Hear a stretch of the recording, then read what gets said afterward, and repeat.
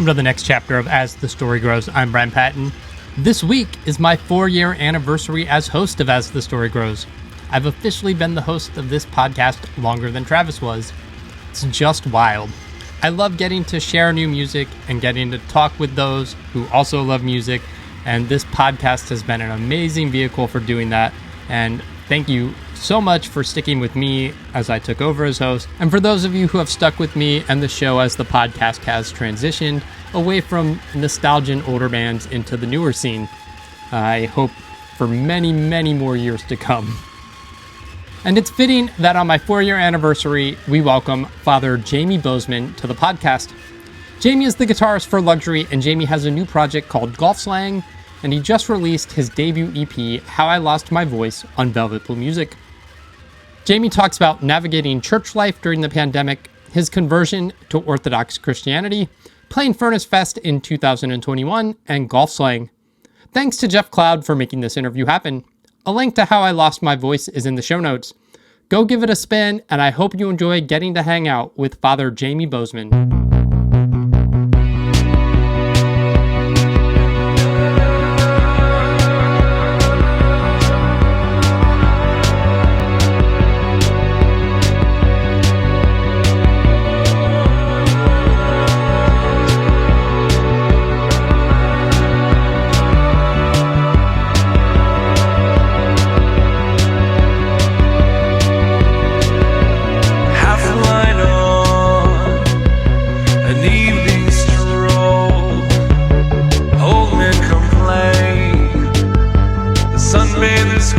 Last life out of the side on an evening stroll.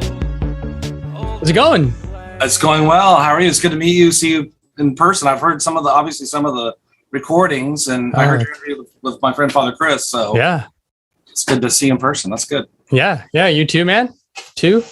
I'm fogging up here. It's hot here. Oh yeah. Yeah, it's real hot. Thankfully, it is not so hot here today. Good for you, which is good.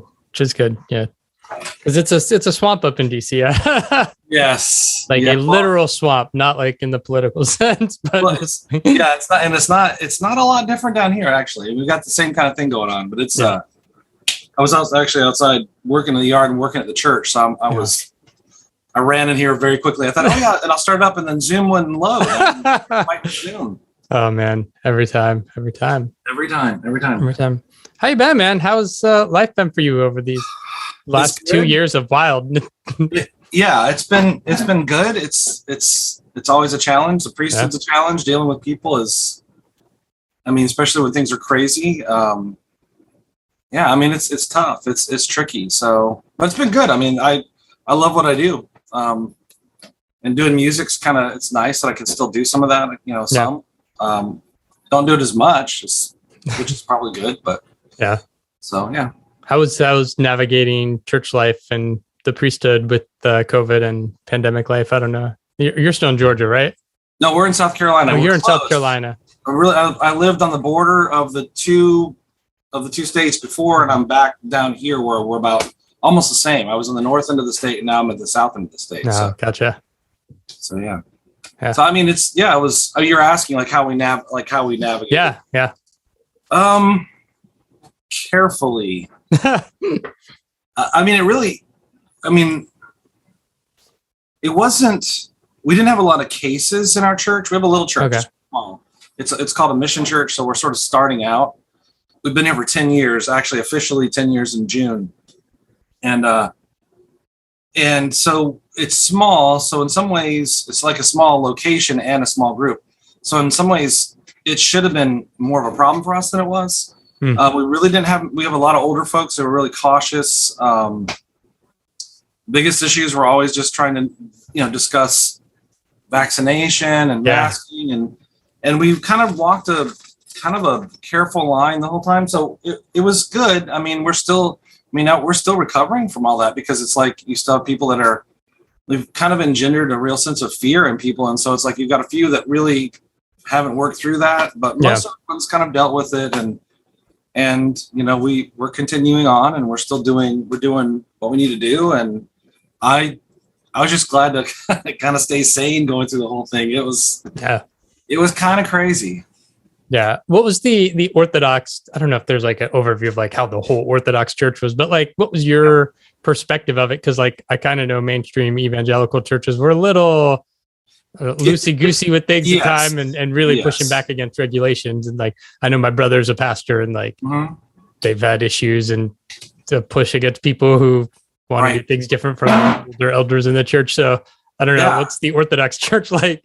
Well, I feel like it was a little bit more measured. Like we were really given a lot of, I'll tell you, when we first heard reports that this was going around, so this would have been 2020 and probably the end of January, middle February, our church was gearing up for Great Lent. And so we were getting ready for like a really busy time of year, really, really busy. And it's always, Great Lent is always, it's very contemplative, but it's also very, it's a beautiful time. It's my favorite time of the year at the church. And then we got word, my brother who seems to be a little bit more in the know with these things, he wrote myself and Father Chris Foley and said, there's something coming down the pike. You need to be aware. It looks like we're going to be probably closing churches for at least a couple of weeks, which was the standard at the time. And I thought, there's no way this is going to happen. Literally like 4 days later, our bishop, ahead of almost the entire rest of the world, especially Orthodox world, said, here's what we're going to do. And so it was a measured response. We were going to have just a handful of people serving in church. Our services, the nature's different, but the way everybody in general across the Christian world was applying it was pretty similar. And, it gave us these instructions. And I thought, there's no way. But within like 4 or 5 days, like everybody was doing the same thing. So we did that. And the whole intention was, we're going to do this for as long as we can manage it. And then once things become more reasonable, we'll start to let off. And so we did. And there was at least under our Archbishop, there was no heavy discussion about vaccinations. There was no mandates. We did if the local authorities said you need to wear masks indoors, we'll do it. Although in South Carolina, they were they left the churches with a lot of freedom. So we really, really, I think personally, I was very happy with the way everything went because we had enough freedom to kind of move this way, to move that way.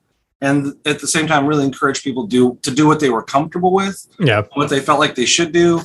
Most of the folks in our church were vaccinated. A few were a little bit against it, and that was fine. It was, that's the atmosphere we try to, encourage. If that's how you do that, if you need to do that. And so that worked for us. Didn't work for everybody, but it worked for us. So, but we made it through. I mean, that was good. Thank God for that. Yeah. Yeah. You were the last of the three of you to join the priesthood. Is that correct? Right. Mm-hmm. What led you to the priesthood and the Orthodox Church?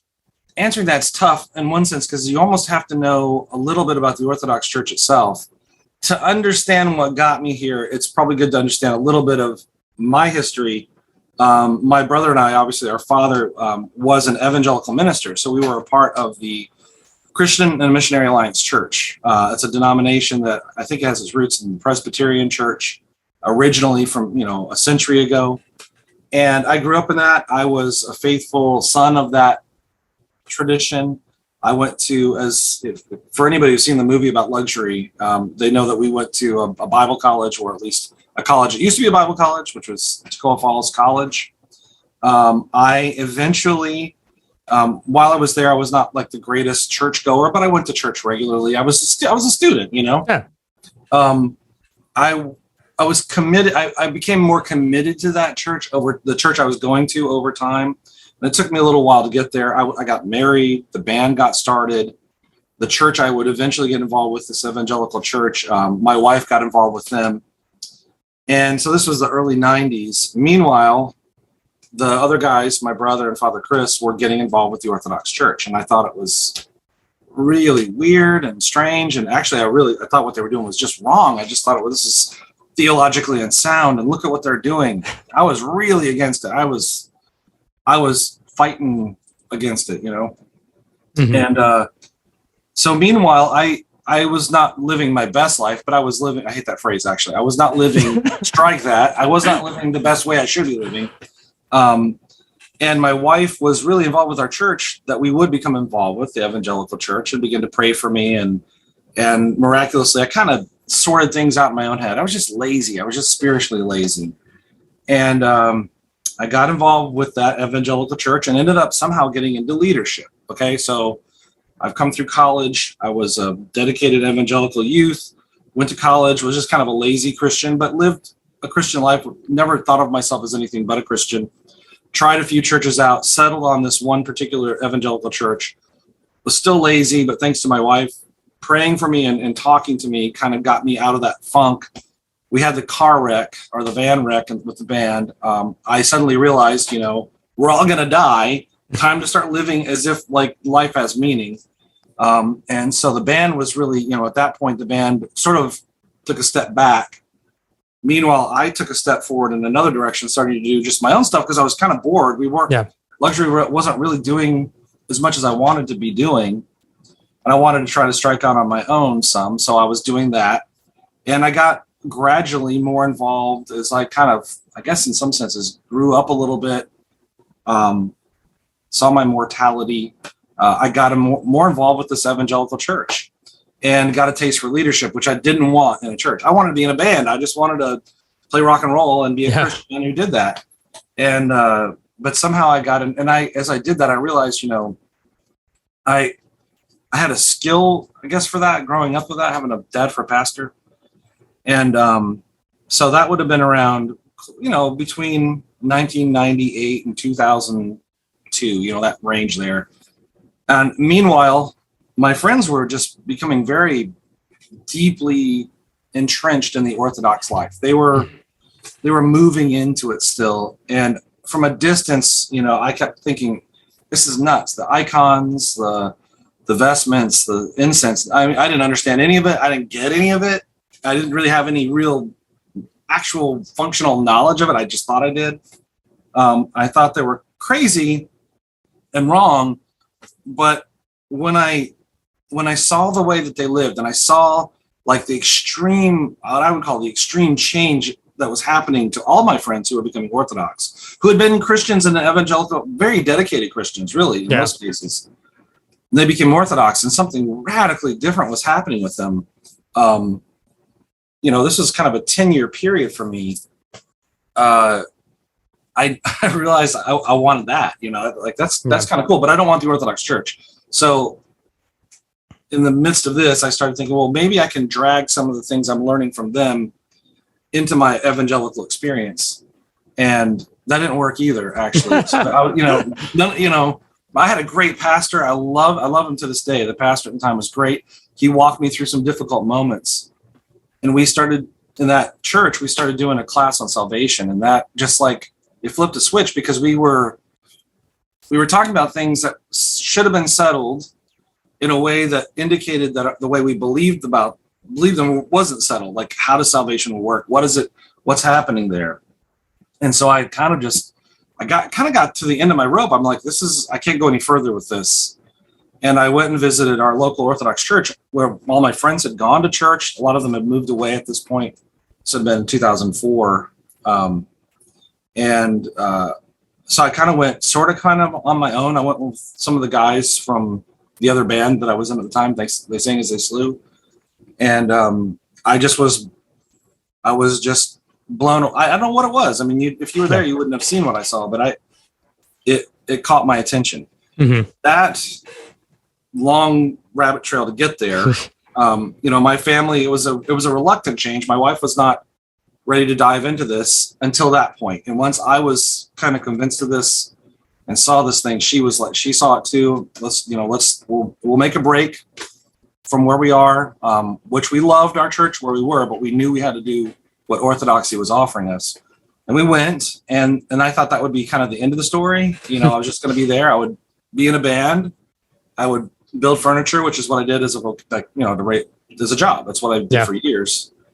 And then I don't know. It's even a bigger, more complex, but yet more boring story. I just realized, it makes sense to maybe my brother really talked me into doing it. Going to seminary and kind of pursuing this, seeing if there's something here. Yeah. So you go to seminary, you don't know that you're going to be ordained. Right. For sure, it's a risk. So he was going to go, and it was 2009. The bubble had burst. A lot of things were, in flux at the time, and it was a good time to say, well, this is time for a change. so we did it, and I was ordained, and I'm here. And that's really like, it sounds like it just speeding through it. It's been 10 years in the priesthood, and I feel like it was yesterday. So here we are, Yeah. That's how life works anyways. yeah, totally. Just keep telling my son that, Yeah, that's cool, man. You talked about doing music on your own as kind of out of boredom, or like when you started Canary, it was kind of in a lull with Luxury, where you just like, I have all these songs and we're not doing them with the band. Yeah, I could be the front man. I mean, did you know? Yeah. Was that something you knew you could do, or was it just like my friend Jeff Cloud is going to put this out, so it doesn't matter, right? Or I don't know if those are the first Canary songs on that cut and paste. Yeah, so it stretches way back. When we had the accident, and which was incredibly traumatic. Obviously, it was for us. It was incredibly traumatic thing. And even while we spent, I was at the hospital. My brother was in Illinois at a hospital there for about, I feel like it was at least 3 weeks after the accident. It's a little blurry now, but I stayed for most of that time while everybody else had left. And as he was starting to recover, and it looked like things were pointed in a better direction, I was thinking to myself, I don't want to stop doing music. We're right at this point where Luxury was going to happen. And I was really nervous about where we would go. And the guys were, we were all kind of unsure. Do we want to do this? So we got back home, and we still have a good friend. I haven't talked to him in a lot of years, Andy Lamaster. He's been in several bands, and he runs a recording studio in Athens, Georgia. And he's pals with Michael Stipe from REM and stuff like that. He's somebody who's kind of connected. And at the time, he was just this young guy that we knew. And he had a little tiny project studio in his dad's shed, basically. And at the time, this is pre-computer recording. He had like a couple of digital, or one digital recorder. I had one. He had one. We kind of paired them up. And I recorded like 4 or 5 songs. They weren't any good, but it was a start. It was my first time of like really doing something on my own. Yeah. And Andy was very kind and, put up with my silliness. But that was the start of it all. I started my own recording studio of sorts not too long after that. And then this sort of progressed. So, it started off as something that I was calling, was it transatlantic? I'm trying to think what it was. It's like something very 90s sounding. And that gradually morphed into the Canary Islands, which is what it was, which became Canary. And eventually that became a band project. It wasn't just me. It was the guys who eventually were a part of that. So Doug Andrews playing bass, Aaron Baber playing drums, Jordan Tommy eventually playing guitar. Father Chris played bass for a while. Another guy named Mark Holbrook played bass with us. And then that gradually turned into a thing, that we ended up doing records with Northern and changing the name from Canary to They Sang As They Slew. And something I was very proud of. But I mean, really, I realized I wasn't really much of a front man. I'm not my brother. Yeah. But it was fun to do it. I mean, I like making music. Was there a point where you're like, I don't have to worry about being my brother because this is so different? Or I had to come to terms with the fact. I mean, I probably when we were younger, it was probably more competitive in some way. And I'm the older brother, so I kind of didn't have that. Always kind of shocked me, like I wasn't better at things than him in some ways. And I had to get used to that fact. And actually, truly, from a sort of a personal, internal perspective, that was a lot of that was really difficult to deal with because you've got an ego and everyone's paying attention to your brother, and it's like, but what about me? And then I think becoming Orthodox in part, just like the way that we're taught to approach things, really, I'm happy to sort of just be in the. I don't think I've done more than a couple interviews for the Parallel Love movie or Luxury. I've learned to just like to be in the background. And of course I can't do that with this. If I'm going to do this stuff, I have to kind of address it. Yeah. So it's been a change in a way that I'm really happy about. So there was I think there was a point, with They Sang As They Slew, just realizing like, this is just, and I actually had to tell the guys in the band, because sometimes they'd say, why couldn't you, could you be more like your brother this way? I'm like, no, can't do it. I'm not him, Yeah. And that was a good realization. And it was, my brother's always been super supportive. Even when I write bad, crummy songs, he's been supportive of all that, which is probably one of the biggest helps to me writings, because he's an excellent writer. I mean, he's just an excellent writer, you know. So I aspire to do better, partly from his encouragement. So yeah.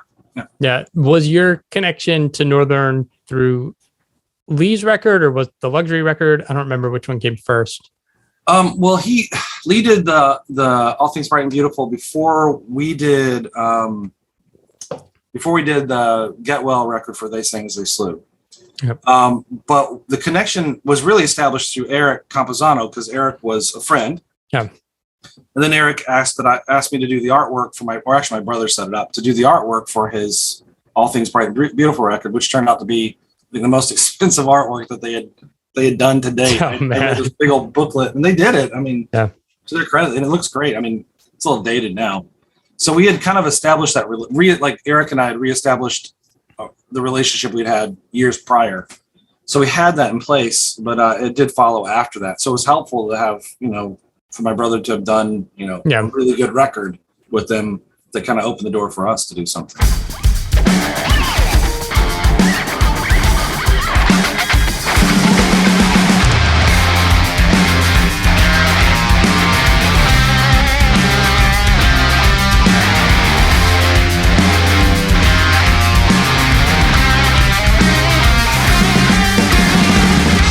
Remember when we danced this way? There were times we could dance all day. Nowhere to go, no reason to stay. You guys, as Luxury, played Furnace Fest this last year. How was that experience for you guys? Man, it was actually, I was actually really worried about it, and I was not enthusiastic about it at all, to be honest, not at all, because I thought I'm 51 right now. And I thought, there's no way, you know, how am I going to pull this off? Because we have a lot of fun when we get together and play now. Yeah. But we're not.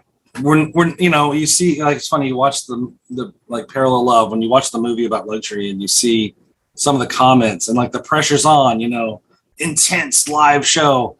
I don't have that anymore. I'm 50. I got a 23-year-old son, you know. I mean, I leave all the intensity to him. So I was not looking forward to it. And that's probably just my style. Yeah. And then when we went and played the first show before Furnace Fest, which was in Atlanta, it was so much fun to play. I watch it now, I'm just like, man, I'm just an old guy up there playing. But it was so much fun. It was so good to see the people that we knew and some of the people we had heard, you know, kind of gotten to know over the internet. And then just to play again. And it's always fun. When we get together, it's always fun. We have a good time. Furnace Fest, I kind of reserve my judgment on it. That's another festival. It's probably one of the best festivals I think we played, and I thoroughly enjoyed playing it. I enjoyed actually seeing a lot of the bands. You know, I don't do a lot with music. I don't go out and see shows. I don't have time. Right. You know, so it's great to see a lot of bands, some of which I didn't care for, but it was fun to watch them. You know, and for us playing, it was really cool. And to me, probably the coolest thing actually was Brandon Ebel showed up from Tooth and Nail and started, you know, we got to see him, and we haven't talked to him. I hadn't talked to Brandon. The last conversation I had with Brandon was in the mid 90s, and it was not a good conversation. Oh man, not a good conversation. And so, and we, you know, we always envisioned ourselves at the time sort of being rebels against even our record label, which is just dumb. I mean, it was just dumb. Yeah. And so to see him and to talk to him, give him a hug, you know, and just chat with him and see how things were going was very, very cool. And so, you know, to have him there, he's taking pictures and just, you know, he knows, you know, we're not the band we were before, but we're a band, you know? Yeah. And it was just kind of good to kind of connect and reconnect that way and to see a lot of cool younger acts do stuff that, you know, I remember doing a long time ago. Yeah. Yeah. It seems like cool with Tooth and Nail is like all the old bands. It's like whatever animosity is like, everybody's older now and you're just like, we were never really going to be rock stars. And so like whatever grievances we felt, like we can all put it aside. And it seems like as the music industry has shifted and like Tooth and Nail's not beholden to the Christian bookstore, they're a little more like, let art be art. So, which is great. In my opinion. So it really is, because it's not, no one should live like that. I mean, you try to draw energy off that sort of a broken relationship, and it just, It's no good. And especially, honestly, one of the things I had to deal with when I became a priest was looking back. One of the things you do before you're ordained in the Orthodox Church typically is we have confession in our church. So, which is a great thing. Everybody should have it in all Christian, but I know people don't do it except for like the Catholics and the Orthodox. But one of the things you do before you are ordained is you go and do a life confession with your father confessor, typically.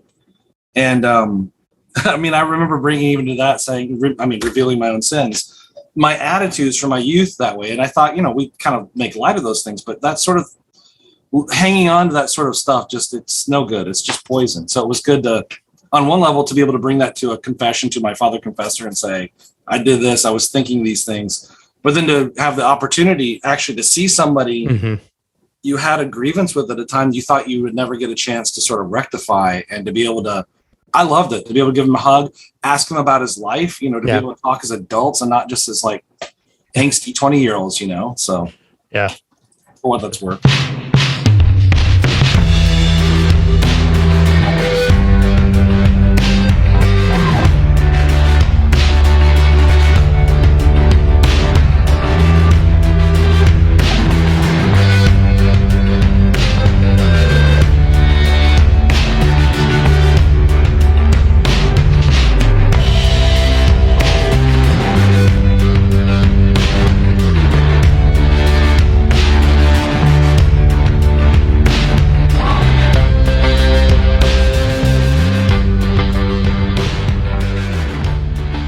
June 3rd, How I Lost My Voice, Golf Slang. How'd this project start for you? So we're in our office. I'm in my office now, so that's where we're recording this from. I'm always writing. I probably for every one song my brother writes, I write probably 15 songs. I'm in brackets, songs. So I'm always writing and noodling around, and I've released a lot of stuff just for fun. I just, on Bandcamp. And so I guess I've done this for a long time. I don't really have any agenda. I just want to put music out because I enjoy doing it. If people want to buy it, it supports my guitar buying habit. That's about it. It pays for my whatever gear, so I'm not paying for it out of my pocket. So I this particular recording, I think I started working on it back in probably in 2020 when things were kind of, I had time on my hands. We weren't going places. I didn't have a lot. I couldn't actually meet with people. I was prohibited for quite a while. And I started writing, and I wrote probably, 9 or 10 songs. And I was sending them to my brother, and he kept nixing the ones that I thought were the best ones. He's like, no, that's no good. Don't use that one. Pare it down. So I really, it was probably from 2020 into 2021. My brother had done some stuff with Jeff at Velvet Blue, and Jeff's a great guy. I was actually on the first compilation they did. I did something on there back in 96 or 7 or something like that. And I, for years, I've always respected what Jeff does. Velvet Blue is it's a cool label, and it's consistent and it keeps going. That's just the cool thing about it. He knows what I do. I know what he does. I did a remix for Ronnie Martin for one of his songs on his new record, and I think I had sent Jeff some stuff just on a whim. I don't know, or maybe he even asked me what I was doing. I can't remember. And so he was like, "Hey, let's do this. This would be great." So I absolutely want to put it out. That'd be fantastic. So it's really just that simple. I mean, he's a cool guy. He's got cool stuff. I write. This sort of evolved into these 5 songs kind of evolved into sort of a theme, kind of. And a lot of it's sort of rooted lyrically, some of it's just rooted typically just in just general experiences, kind of impressionistic passages of generalities of priest life and family life and that sort of thing. Yeah. Where'd the name come from? I think actually at the time I was writing it, I think I actually had lost my voice. But that song sort of came later because my brother didn't like a couple of the songs, and he's been the healthier, and it's like, and so I said, how about this one? And he said, oh, I like that. That's pretty cool. So I as a priest, and maybe even as a musician, there was, when Luxury was doing the Trophies record, I struggled a lot with that record because we'd added Matt more full-time to the band playing guitar.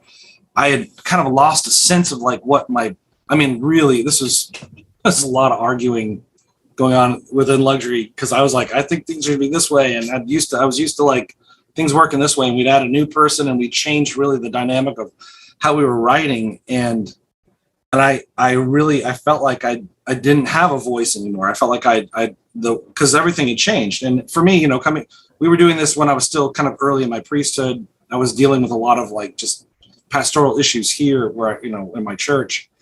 And then we have the record, which I'm like, why are we doing this? I mean, we're priests, we got, but at the same time, it's like, of course, we need this to kind of keep stability in our hearts and in our lives. And so that was a factor that I had to kind of come through and deal with. It's personal first world problems, really is what it is. It's just silliness on my part.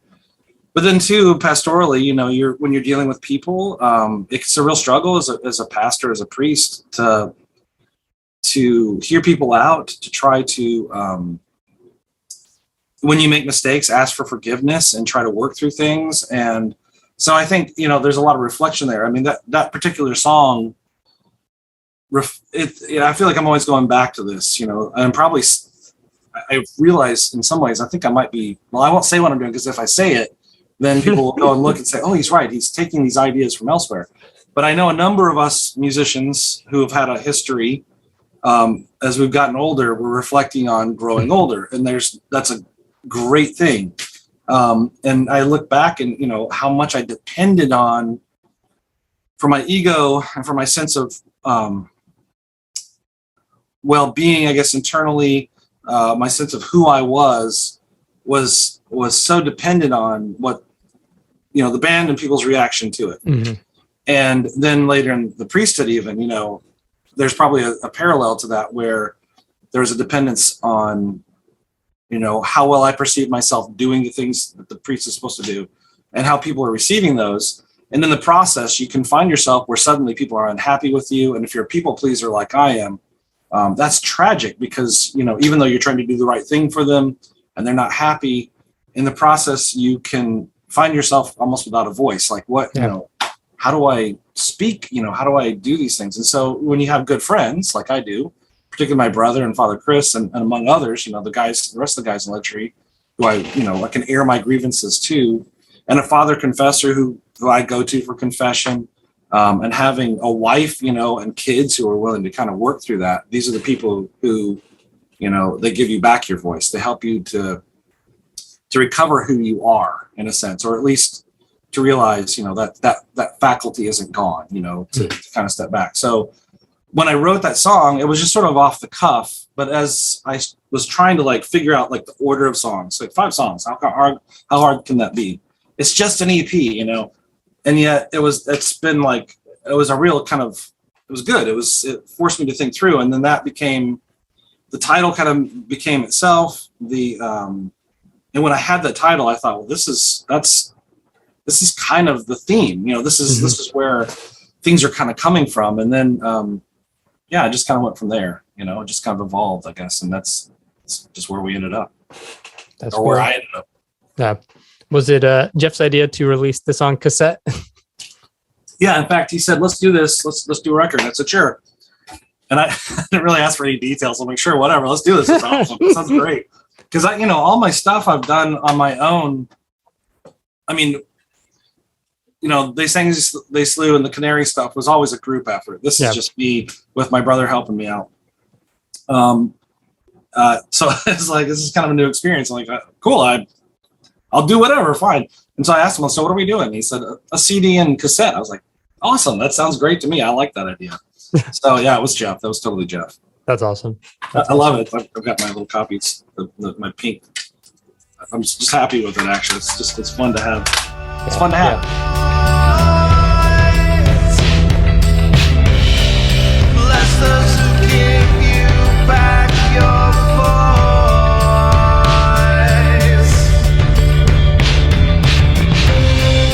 Bless those who give you back your. Bless those who give you back your. Well, I mean, as far as music goes, I hope I'll keep writing stuff. If it merits it, and I'm hoping if it does merit it, if Jeff still wants to put stuff out, we'll do that. But otherwise, I plan to keep writing. I'm hoping that all of this integrates with the priesthood. I hope it's never too much of a distraction for myself. That's always my priority. It's weird, having to think about putting music out. With Luxury, I just sort of gave it to the guy. I said, good, that sounds good. Go for it. I did the artwork and I just handed stuff off.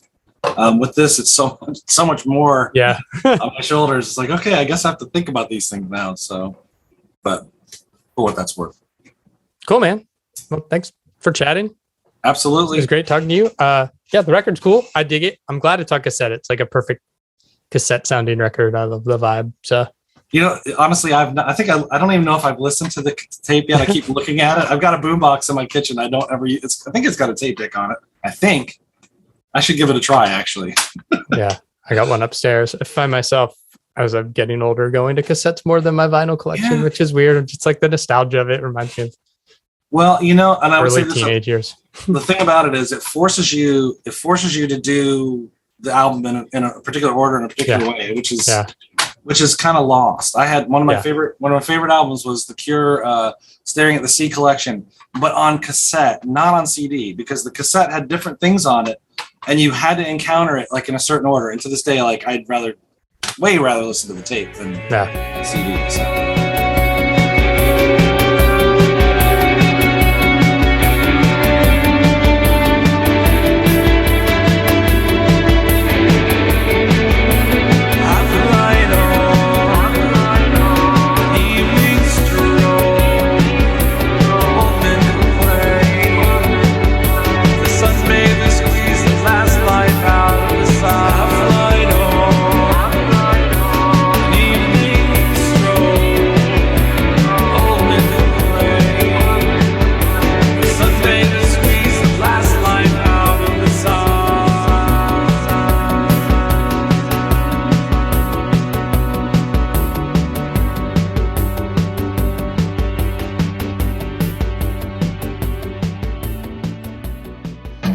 Thanks for listening to As the Story Grows.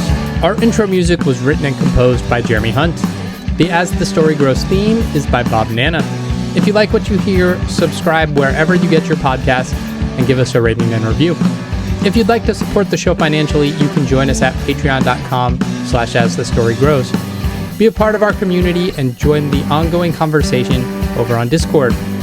If you enjoy this episode, share it on social media with your friends. Much appreciated, and thanks for listening.